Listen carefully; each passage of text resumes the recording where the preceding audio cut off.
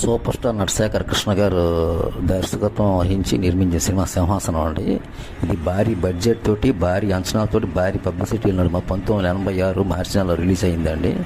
మొత్తం 150 కేంద్రాల్లో రిలీజ్ అయిందండి. మొత్తం తిరిగిలేదండి.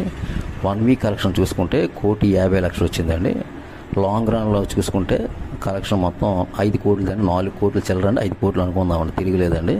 అలాగే ఒక కేంద్రంలోనే ఏంటంటే గోల్డెన్ జూబ్లీ జరుపుకుందండి. అంతే తప్ప మరి ఇంకేటి లేదండి. అంతకన్నా విజయం అయితే సాధించలేదండి. 50 రోజుల తర్వాత ఈ సినిమా ఫుల్ చతికిలు పడిపోయింది. భారీ అంచనాలతో రిలీజ్ అయింది తప్ప నిర్మాతలు మిగిలింది అయితే ఏమీ లేదండి. బడ్జెట్కి అంత అయితే బడ్జెట్ ఖర్చుతో అంత విజయం అయితే సాధించలేదు, అంత వసూలు కూడా సాధించలేదండి సినిమా.